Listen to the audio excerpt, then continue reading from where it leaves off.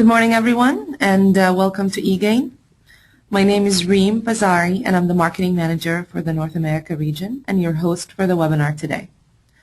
We are a leading provider of cloud software for multi-channel customer engagement and knowledge management. We've been rated a leader in the Gartner Magic Quadrant for web customer service apps 5 years in a row, and number one on both the vision and the ability to execute in the most recent Magic Quadrant report. This is the third in a series of webinars we're running on digital engagement. The previous two webinars focused on video services and virtual assistants. As for today, the topic is accelerating digital journeys with knowledge.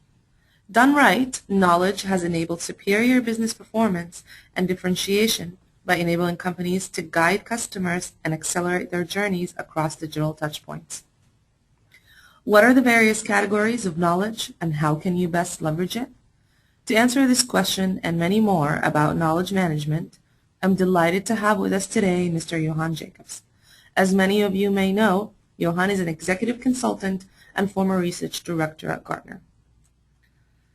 Johan will take questions at the end of the session, so please use the question box if you wish to submit questions during the presentation. But for now, I would like to hand it over to Johan to take us through this presentation. Welcome, Johan.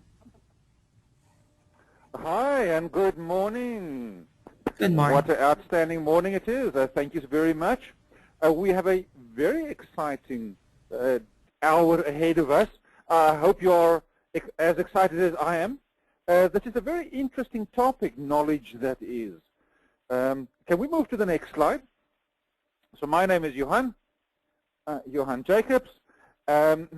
Questions on the chat panel on the right-hand side of your screen, also submitted to eGain or at Bushman10 via Twitter if you would like.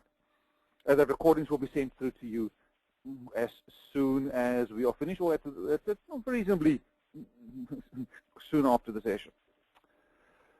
Let's move on to the next slide, please. So knowledge.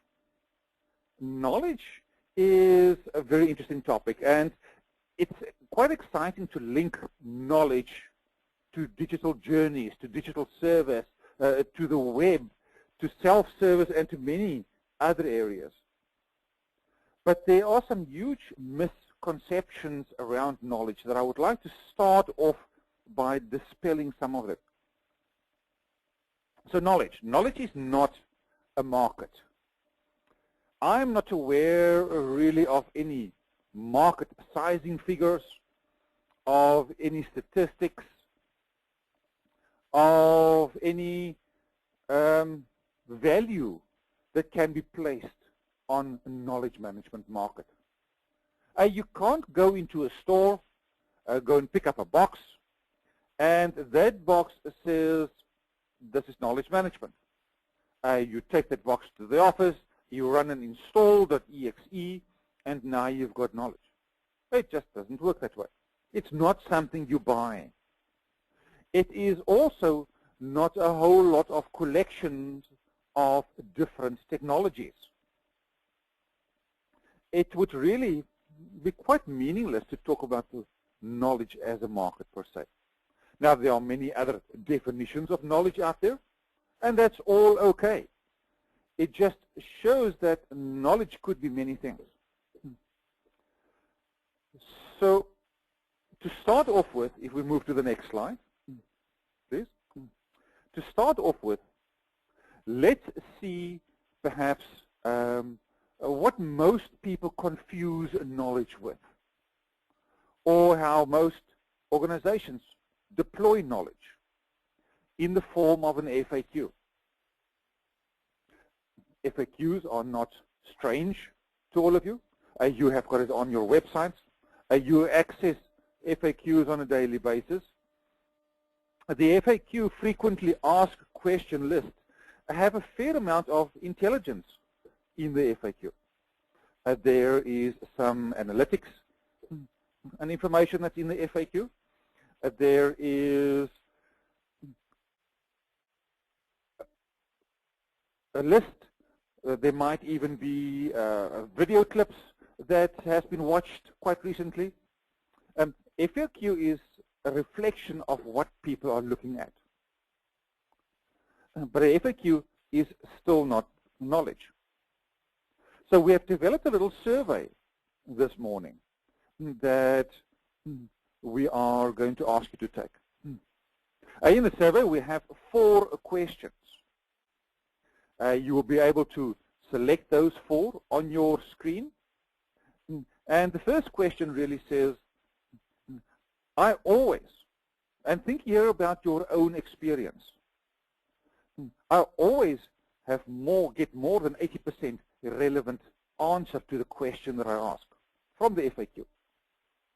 I sometimes get a relative answer, 50% or a little bit more. I seldom or never get a relevant answer. Or I don't even bother using an answer or using the FAQ. So please make one of those 4 selections. Think about your own experiences on the web, because the starting point of many knowledge discussions always starts with this topic of FAQ. Oh, but we have a knowledge base. When we start lifting the covers, we see that it's not really a knowledge base. It's an FAQ, a frequently asked question list. Now, they do have their place. They do have a use.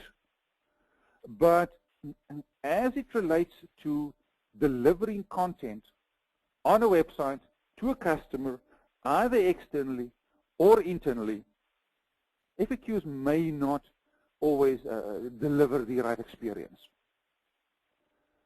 So we'll see the results as soon as our time is up. The survey has been running for 90 seconds. So when we have those results up, could we show those quickly, please? Now myself, I choose option D and don't even bother trying to receive an answer from an FAQ, because FAQ is not unlike Google. It gives you lists and lists of potential things. Microsoft on your desktop is a very big user of FAQs. It will provide you with many potential responses to the question. So whenever those answers are done, we can see the results. There we go. So 6% of you said that you always, more than 80% get an answer. Definitely in the minority, I would guess. Then we have about 50%, 58% that says you, on average, half of the time, receive a relevant answer. There's a number of people, that's 30%, that says they seldom receive a correct answer. And then another 6% like me, high five, that says you never even try bothering using an FAQ. So what is interesting is 58, 88, 90-odd, 94% of people specify that in their own personal experience. If we move on to the next slide, please. 98% of people on this call specify that in their own experience, they don't quite get what they are looking for when using an FAQ. It is often a very poor experience, but guess what? We all force our clients down this path of using the FAQ that's on our corporate website. Not true. My view is that FAQs are evil. We should not use FAQs.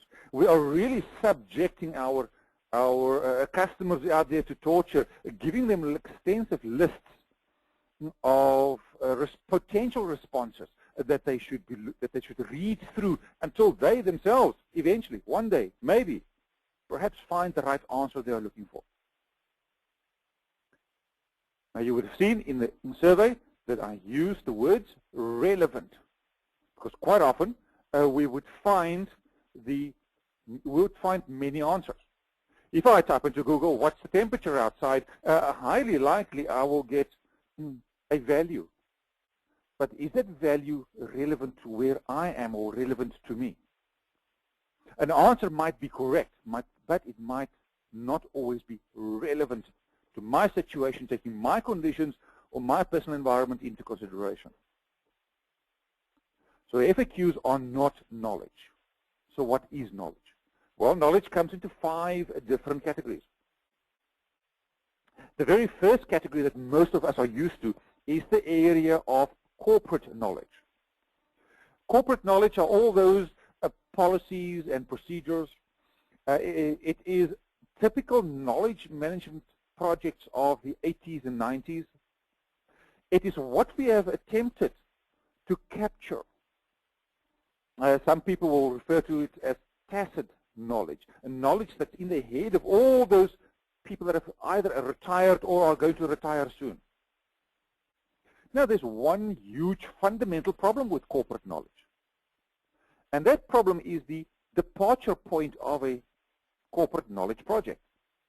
And that departure point often, incorrectly, and quite wrongly assumes that employees will willingly and out of their own go onto a knowledge management system and capture what they know. That inherent belief that people will willingly out of their own take their time and go and capture content onto a knowledge base, that inherent belief is completely wrong. People just don't do that. So that's corporate knowledge. If we move on to the next category of knowledge, we talk about agent knowledge. Now, agent knowledge is that content, the answers that any agent might want in order to provide service to a customer. It could be a financial broker. It could be a call center agent. It could be a web chat agent as opposed to a phone-based agent. It is the content that is internally in the organization that agents are often lacking and missing in order to answer a question.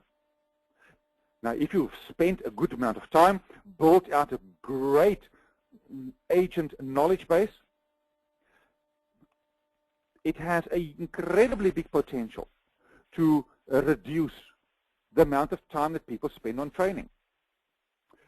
You can even cut your training time down by 50% just by allowing agents to access a well-populated knowledge base. Let's say there's a seasonal activity or a product or a service that you're busy marketing or selling. You might have one group of agents that is call center agents that's very, very busy, and another group that have got lots of slack time. In order to cater for those seasonal fluctuations, quite often organizations will go out and going to hire temporary people, spend a fair amount of money on training them. However, if you just had a good, solid knowledge base, the agents that are not that busy can very easily fall in for those during those seasonal fluctuations. The next category of knowledge we call customer knowledge. Now, customer knowledge is very important, and it is slightly different to agent knowledge. Customer knowledge is that content that you will deliver to a customer via a website, a mobile, when they're performing self-service, when they do that search. So, for example, I might log on to my financial, to my banking system. I might be in front of the firewall. I have not yet been authenticated, and I could ask the question, what would be the mortgage rates for a mortgage to the value of $250,000? I might receive one answer. If I then log on, I authenticate, I'm now behind the firewall, the financial institution knows who I am, they can see that I'm a high-profile client, a gold, platinum type of client, and I now ask what is the mortgage rate. I might receive a different answer. Airlines, very typical. Somebody that do not have a tier, they will receive a certain amount of air miles accumulated, but somebody that is on a gold or a platinum tier will receive a different number of miles that accumulates per trip. So customer knowledge is specifically focused on information that is delivered to customers, to that end user. The partner knowledge is a very important one, as those are all the people that is part of your supply chain. We often see partner knowledge being used where there could be a number of chain stores. We see partner knowledge being used when there's financial brokers that sell life insurance or health insurance. It is information that's specifically applicable to and pertaining to the partners and the products and services that they provide. Social knowledge is a very interesting category. We often sign up to blogs.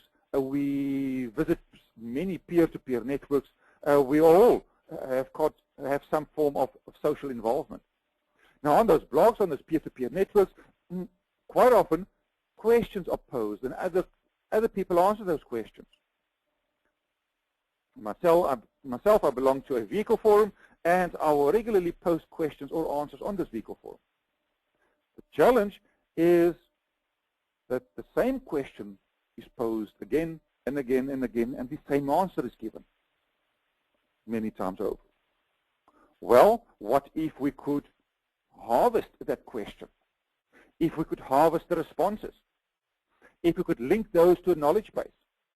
So next time somebody poses that question on the social network, on the forum, on the chat window, it automatically jumps to the knowledge base, finds the correct answer, and responds with the same answer each time.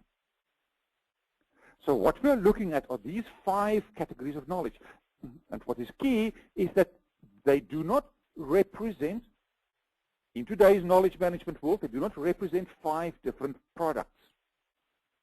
We need to look at a singular knowledge solution, at a single view of knowledge, and be able to, that can contain many different components of knowledge.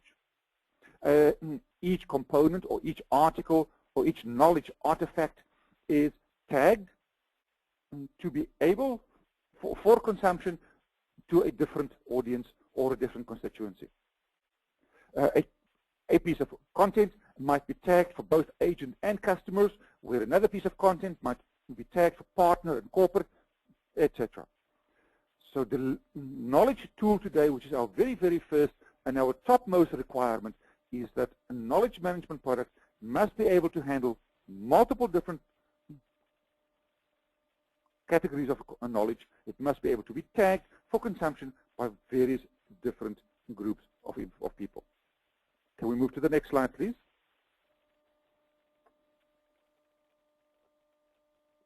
The knowledge can give you a huge advantage above your competitor that might not be using knowledge. Knowledge is not Google, and Google is not knowledge. In Google, if you have type in a word, some search criteria, you'll receive many pages of content. It's now dependent on you to go and look for the correct answer amongst all the content. This is the first or the key area where knowledge differs from general available information, and definitely where knowledge differs from other products such as content management products. So I want to introduce 2 key issues. The first is a key performance indicator, and the second is an SLA. Many of you will be very, very familiar with the KPI of first call resolution. That is in our call center. How many calls, what percentage of incoming calls do we want to resolve at first point of contact? This is normally a very high number. 90, 95, 97% of all calls we would like to resolve at first point of contact. Now in the knowledge world, it's exactly the same. When somebody searches, we want to deliver the single right answer. That is equal to first call resolution. So our KPI in the knowledge world is called relevance of response. How relevant is the answer that's given to the question that was asked? Now, similar to first call resolution, where there are very key metrics associated, we also have a metric or an SLA for relevance of response. And that metric starts at 85%. It's really our minimum level that we need to be focusing on. If we add these 2 together, then we find that when a customer searches a knowledge base, we need to deliver content to them that is 85% or more relevant to the question that was asked. Now immediately, if we go back to our survey, if you think about the survey results, 50% plus 30% plus another 6% said that only half of the time do they even get what they were looking for. Our SLA for knowledge is 85%. The next key issue here is we do not, under any circumstances, deliver lengthy lists. This is not an FAQ. We do not deliver lengthy lists of answers. At a maximum, we will only deliver 3 responses. So the core focus of knowledge is the ability to deliver a highly relevant answer, a single right answer, and if we do not have one specific single right answer, we could potentially add 2 more other responses. But how do we do that? Let's move to the next slide, please. There is only one way in which one can achieve such a high relevance of response. And that is through search. Now there are 5 different types of search. We start off with the most basic, the search that you are all familiar with, the search that you type into your Google, or the search that you type into your FAQ, and that is called keyword search. Or sometimes it is called question matching search. It is a direct character for character match for similar occurrences of what you've typed into that search window. If you type in a word, Apple, it can give you many, many results. It can talk about Apple juice, it can talk about the Apple device, it can provide you with Apple recipes, a number of different components, but you will definitely receive an answer. It's not very user-friendly to use only keyword search. But your typical FAQ uses keyword search, and definitely all document management solutions uses keyword search. It's the least accurate of all the search mechanisms out there. One level up, one additional level of complexity, and we start talking about natural language search. So now one can start stringing sentences together. I am looking for a flight to New York. So the search engine will take the complete sentence. It will start analyzing the content of the sentence. It will look at a flight. So I'm not looking for a train, and I'm not looking for a motor vehicle or a ship, and it is the venue is New York. So I'm looking for a flight to New York. It's a sentence, and we can unpack that sentence, and we can deliver slightly more accurate results. If we only use New York, we'll receive many answers. If we're looking for a flight to New York, we're now starting to see more context. Again, document management solutions are very apt in their ability to use natural language search. FAQs are pretty good at using natural language search. And that is where it ends. And where we are starting to see the differentiation that knowledge management brings. In our next level of search, which is semantic search. Now the key issue is we're starting to see the meaning of words, and we can ask multiple questions in one sentence. For example, I'm looking for a flight from New York to San Francisco for myself and my 4-year-old son. Now, if that sentence is unpacked through semantic search, we're talking about flights, we're not talking about trains. We're talking about myself for an adult and my 4-year-old son, which is a junior or a child ticket. And we can unpack that and offer the relevant response associated with that question. If you only had natural language search, you would not be able to understand the second part of that question, myself and my 4-year-old son. If you only use keyword search, you would be completely lost. So again, looking at the typical differences, question I'm often asked about content management versus knowledge management. If we look at content management, typical content management systems do not have the ability to differentiate between multiple questions in one sentence. It cannot handle that complexity. Google cannot handle that complexity. FAQs cannot handle that complexity. Knowledge management can handle that complexity. One level up, intent. What is the intention behind my question? Go back to my first question this morning. What is the temperature outside? Well, if you start bringing in external variables like location awareness or intelligence from a transactional system as to knowing that I am a platinum grade traveler on American Airlines or a premium account holder at my local at the financial institution. Bringing in additional variables from external, we are now looking at the intention behind the question, and we can become even more accurate. Again, content management falls short here. General search tools fall short here. FAQs have long since fallen out of the bus and cannot handle that.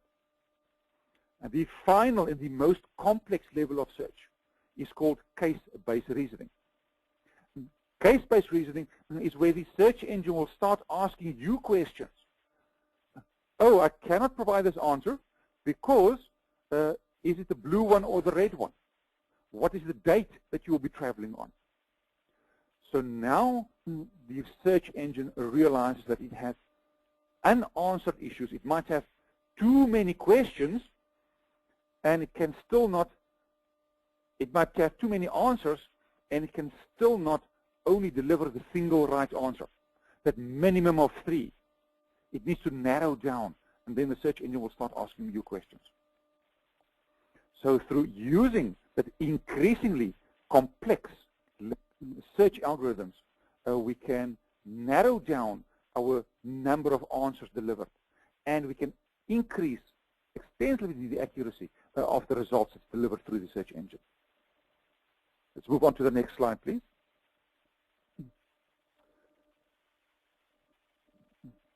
The next question I'm very often asked is, this relevance thing, Johan, how do we actually measure relevancy? Well, relevancy is measured through a number of different ways. The first and most important method of measuring relevancy is through the algorithm of the search engine of the knowledge management provider that you are using. They have spent huge R&D dollars in developing very strong analytical engines that can not only analyze the text, the frequent use of certain semantics within a sentence, but can also analyze consumption as of how often has a question been asked. So the internal algorithm is the first step of identifying a highly relevant answer. The second step is how often is that same question, has that same question been asked, and the response given. We might ask our customers to rate certain responses. Typical on your desktop, Microsoft, when it delivers a response to you, says, was this useful? Well, it might have been useful, but it was highly irrelevant to the question that I've asked. A great source that's often overlooked in determining the relevancy of the content is your customer service representatives, the call center agents that deal with the answers and questions on a daily basis. I highly recommend that they be the first ones to stress test the knowledge base. And then there's the subject matter experts. When a question is posed, a subject matter expert somewhere inside the organization can author the contents of the answer, and they would know, of course, whether that answer is relevant or not. Let's move on to the next slide, please. Now, we will never, ever be able to achieve a 100% relevancy. The highest that I've ever seen has been 97% relevancy. So we need to have a catch-all bucket. And that catch-all bucket we call the unresolved process. Knowledge cannot be efficient if it does not have an unresolved process. If the knowledge tool must be able to have some form of unresolved process. Now, the unresolved process is really allows the question to be asked. The search engine will deliver or find the answers. It will rate those answers. It will say, oh, but my answers are not 85% or more relevant to the question that was asked. So it will do two things.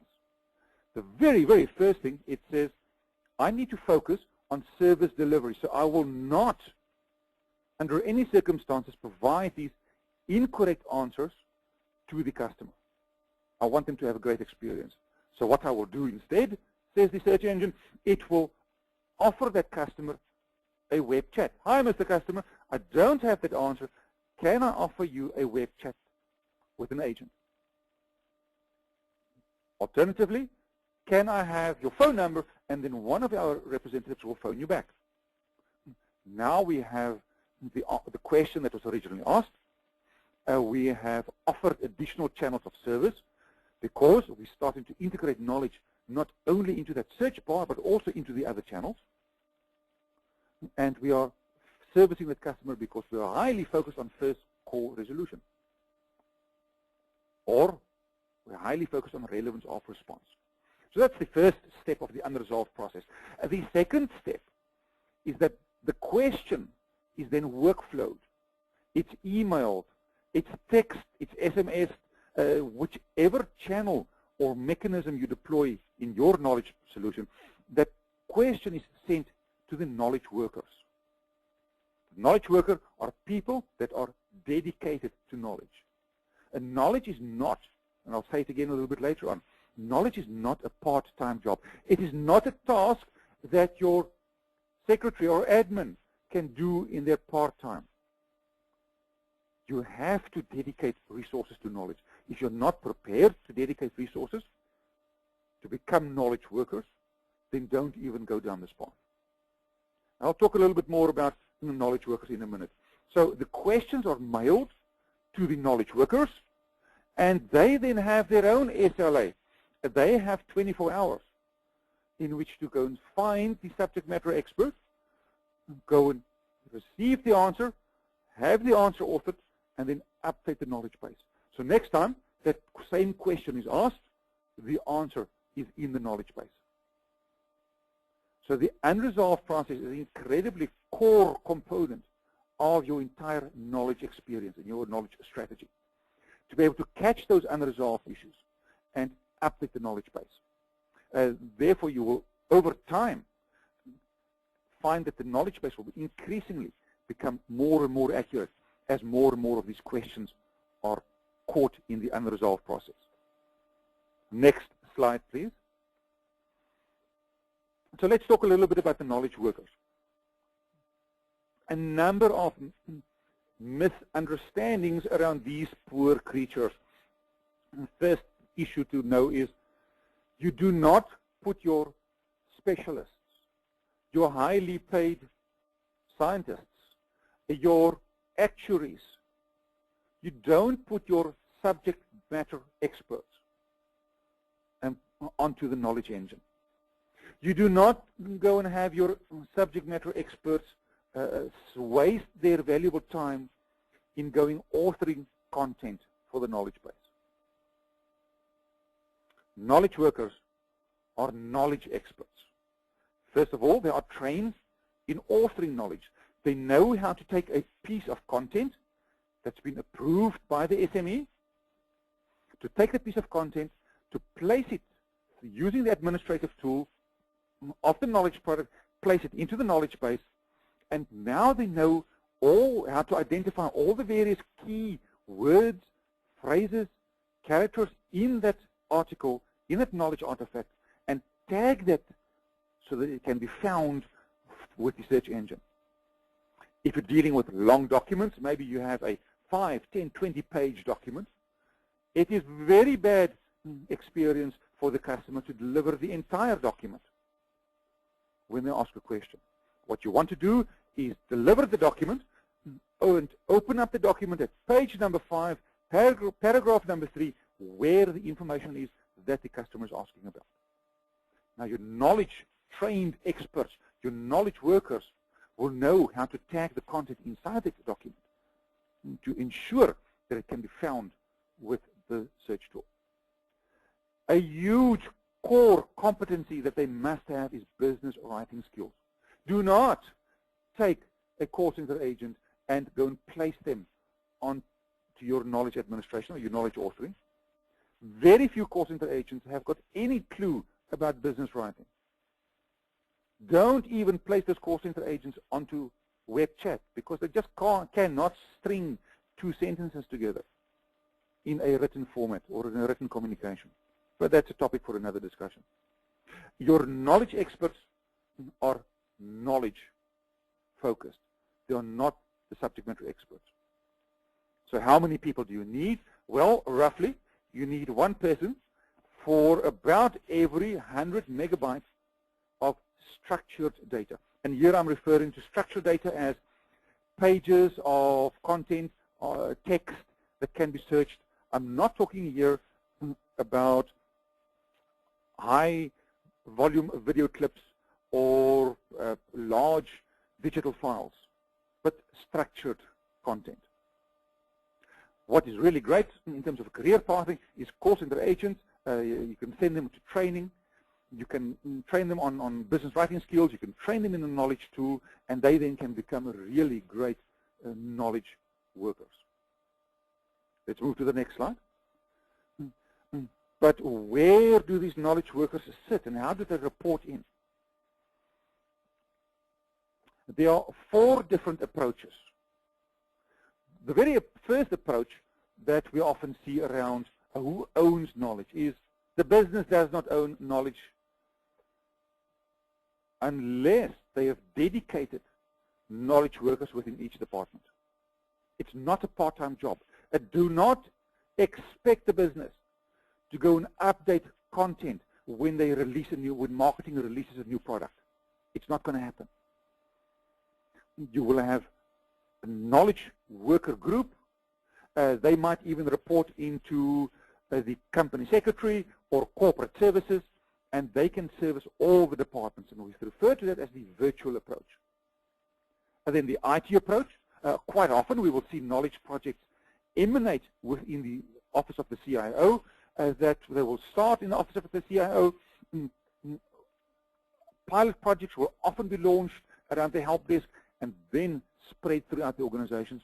So an IT approach for the knowledge workers to report into the CIO. The next and the most favored approach is the contact center approach, where the knowledge workers form part and report into the chief customer officer or the head of the call center or head of service. That's contact center might be responsible for sales, it might be responsible for service and marketing activities, and there is a specialist group of knowledge workers that report and service and manage all the knowledge. Because now the agents can test that knowledge, they have got quick feedback from the knowledge, they can live up to the SLA of updating that knowledge if there's any questions that's unresolved. There is a 4th approach. We talk about the distributed approach, where there's a knowledge engine somewhere in the company. Many people are expected to update that knowledge base. It's proven over years now that that approach does not work. There's no formal ownership. And when many people add content to the knowledge base, that content is quite often not very well authored. The metadata is not placed, tagged appropriately. The information in that knowledge base goes stale very quickly because you cannot find it, and if you cannot find it, you won't use it.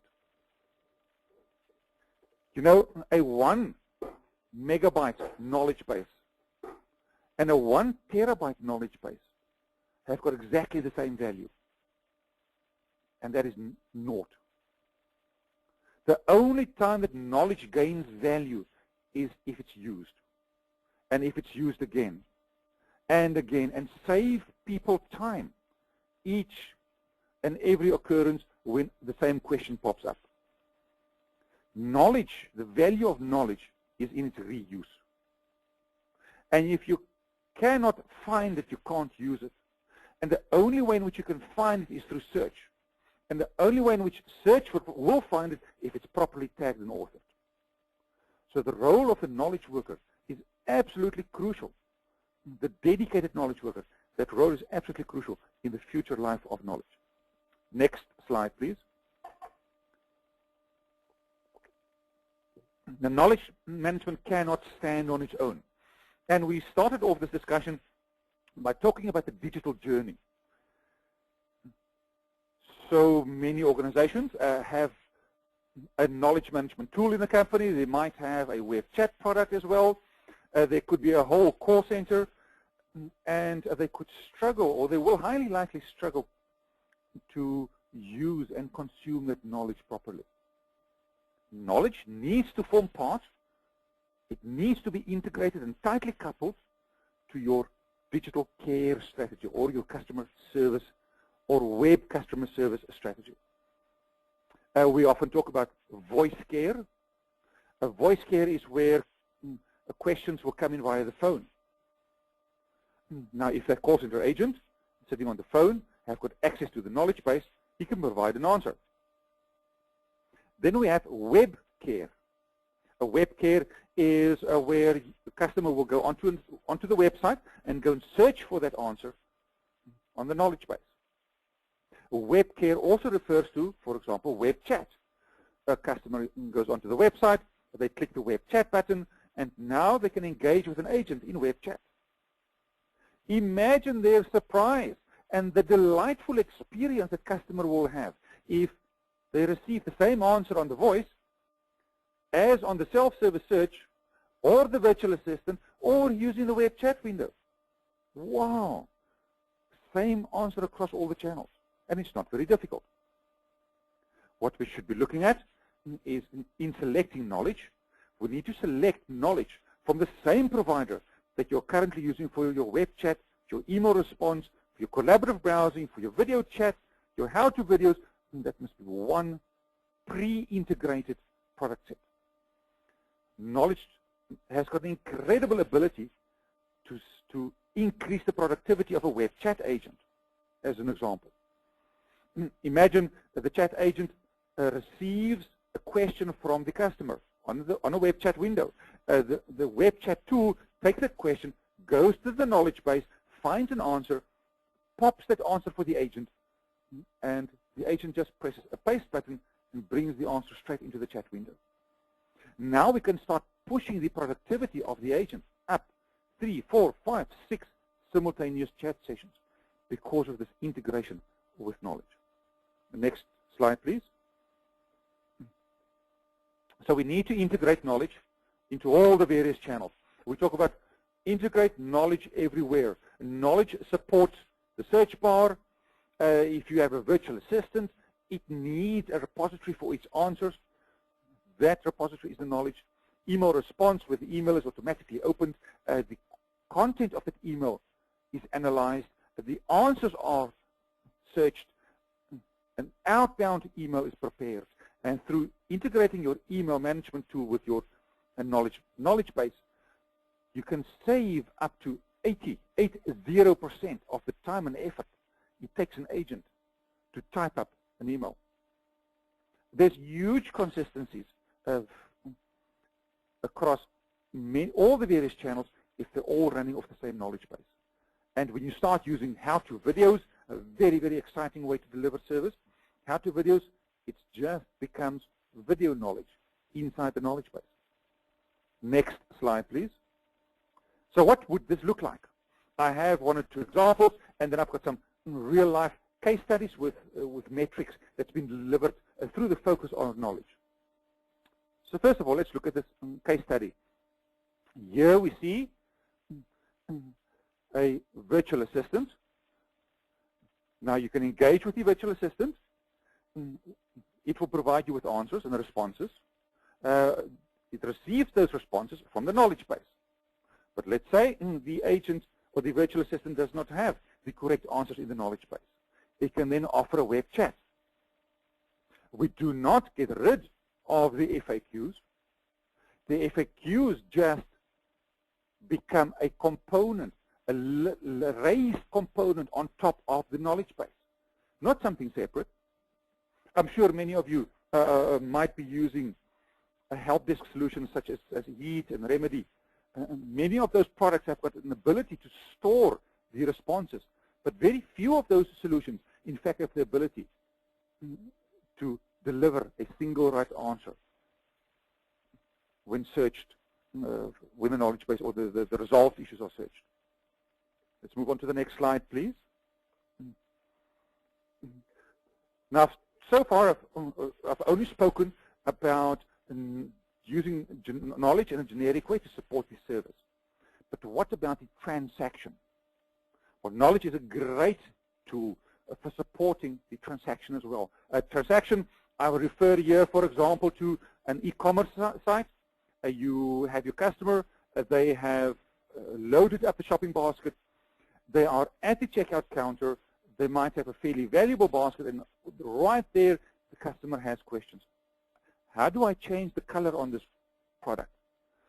What extra features are there? Do you have any special offers? What's the returns policy? Many of these questions relate to that product that the customer has in his basket. Most ways in which companies resolve that is through providing an FAQ. Oh, I've read through this FAQ, I still can't find my answer. Now I must phone the call center. So then you sit in the call center queue. What happens? You see all those abandoned shopping carts. If you integrate the knowledge base with your transactional engine right there in the commerce engine as an example, the customer clicks on that product, a little window pops up, says, what do you want to know about this product? The customer asks the question, they receive a single right answer, a highly relevant answer, they are happy with that answer, and they continue onwards in the shopping room, going through to the checkout. In this way, the knowledge supports the commerce, supports the transaction, because it's tightly coupled and integrated with that transaction. The next slide, please. A great place to start knowledge initiatives is in the help desk. Let's go back to that Heat or Remedy solution. It has a great FAQ, but so frequently that FAQ is not used very well. Many times we will see different technical staff recapture the resolution to a same problem that's occurred on a desktop just on the other side of the office, and recapture that resolution again and again and again. If we had a knowledge base, the internal employee or the external customer that had that problem could have searched that knowledge base by themselves. They could have found the answer and resolved the issue without even calling tech support. But tech support is a great place if you don't have a good knowledge environment to start off with knowledge initiatives. Next slide, please. So knowledge integration and knowledge support can be amalgamated, can be combined in many different ways in exactly the same page. Here we see a great example from Dell. They have their knowledge base supporting a number of activities on this website. One could go and search the FAQ. It lives on top of the knowledge base. It will give you a highly accurate answer. One could use an assisted search through a virtual assistant. And the virtual assistant, again, lives on the same knowledge base. You could do some own diagnosis. The diagnosis will use something like a case-based reasoning, ask you questions, and deliver an answer. You could call technical support, and the technical support people will have access to that same knowledge base. And you can web chat.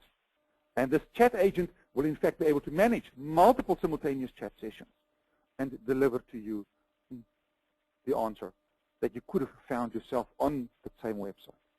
Next slide, please. So let's look at 4 case studies, and then I'm going to close off, and then we'll have time for some questions. So the first case study is around a very large telco operator. They started a project called knowledge-powered multichannel. Multi-channel is very important over here. They did not see knowledge just as servicing a single channel.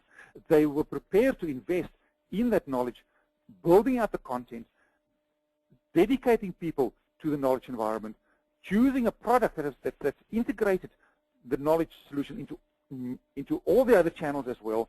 And because they've invested in that knowledge, they said, we want to get our bang for our buck. We want to use this knowledge in as many places as possible. Hence the focus on multi-channel. They wanted to provide customers with a choice. They also had a key focus on reducing cost. What they achieved is a 28% increase in the deflection of calls. So they managed to push many calls from voice through to self-service search on the knowledge base, because they could now deliver a highly accurate answer. If we look at a business case very quickly here, let's say a typical call in today's world costs around the $30 to $35. A web chat is around the $15, and the knowledge search is around the $2 to $5. So one can reduce the cost of the transaction from $35 to $5. Now imagine if you have 1,000 calls a day, 10,000 calls a day, and you can achieve that reduction. Through focusing on a very high relevance of response, they managed to increase their first contact resolution, not only via the web through the self-service, but also through the agents. The agents that are new could be on the phone a lot faster. The agents had the answers to all the questions at their fingertips. The agents could serve multiple different products and services, and they had that knowledge base at their disposal. Next slide, please. And through that, they've also achieved an operational cost reduction because they could service more clients with less people. Our next case study is an electronics manufacturer. They were focusing on consistency, which is a very important point when we start dealing with multiple channels, receiving the same answer across all the various channels. They consolidated all the various sources of information, and they had their content available in multiple different languages. So now the customer would go on the website, whether it's a Spanish customer, Italian customer, French, English, they would all be able to receive the same content. This manufacturer managed to increase the customer satisfaction because the customer could receive service in the channel that they were in. If they were on the web channel, they could receive that answer right in the channel that they are in. They also had a huge increase in the number of calls that did not have to go, or a huge increase in the number of issues they could answer, thereby reducing the calls in the call center. Next slide, please. 2 more quick case studies, and then we're closing off. Our next slide is an example of a European bank. They are focusing highly on enterprises, retail customers, and corporates. They said that our product portfolio is really diverse. So we have got high-profile customers. We are not necessarily going to provide this as customer knowledge, but we want to focus on agent knowledge. So they built out and spent a lot of time expanding their knowledge base, being able to provide the agents, the internal agents, with more information on all the various product lines. So now a single agent does not just service, for example, mortgages. The agent could service mortgages, they could service personal loans, they could service corporate loans, and they could service investments. So a single agent could now be widely more productive.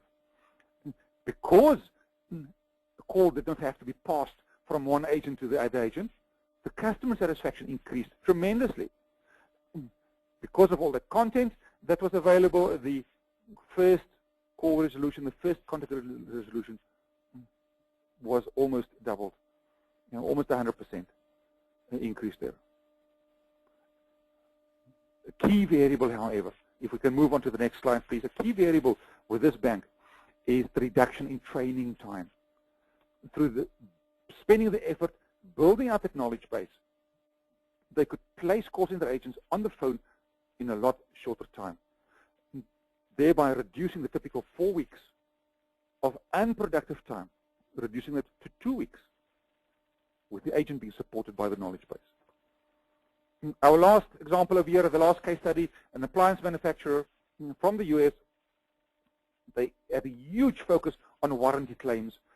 Often field agents would get into their field service vehicle, arrive at the customer site, and it would be something very simple to resolve. They created a really, really good knowledge base. The agents were able, through using case-based reasoning and semantics, search a combination of the two, the agents were able to go through step-by-step process with the person, with the customer phoning in, diagnose problems. And in the first year, they reduced those call-out fees. They saved $60,000 per day. Now, in 2 months, this entire project paid for itself because you did not have field agents. The expense of the fuel, the vehicles, the time of those field agents to get to the customer site to just be able to resolve a simple issue. So in all instances, if we're looking at corporate knowledge, if we're looking at agent knowledge, customer knowledge, partner knowledge, the knowledge all falls and that gap of delivering the single right answer. Next slide, please, and then we go into questions.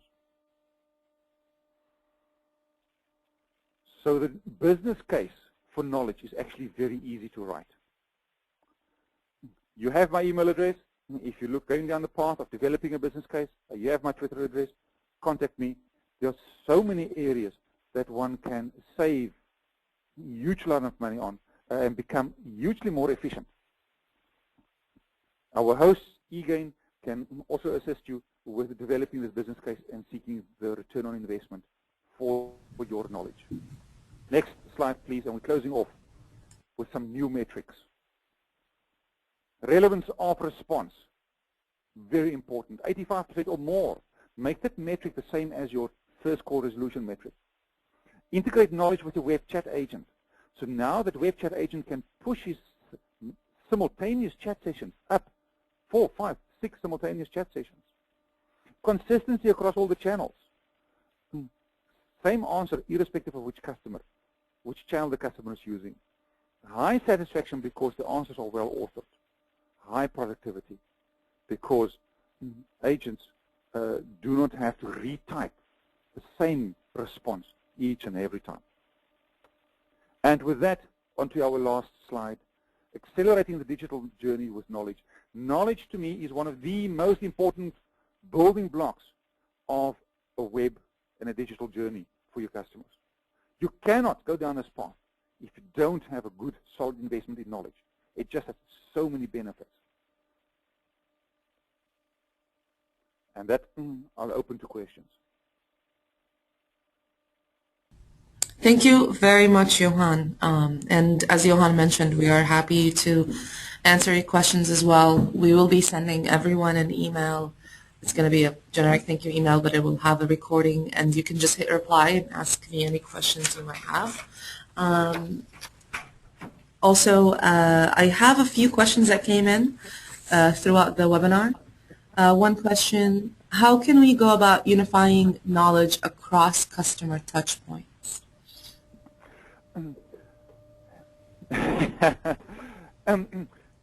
It could be challenging.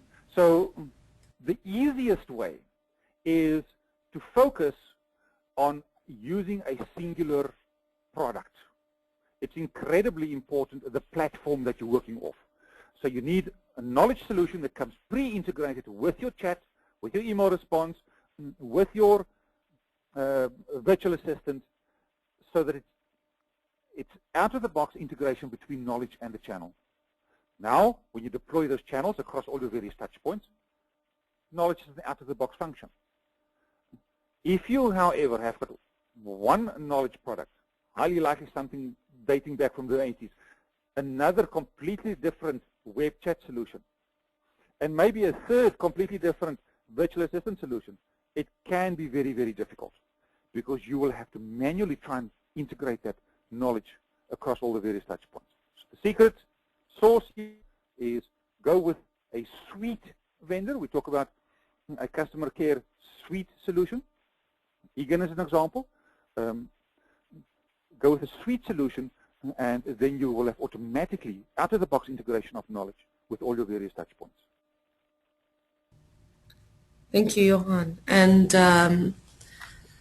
thanks again to everyone for listening and taking part in today. Again, Johan, thank you for a wonderful series. We also had a few comments about people enjoying the topic and your speaking specifically, so thank you for doing that.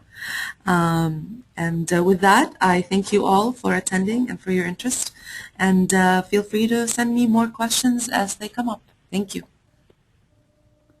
Thank you. Bye-bye. Goodbye.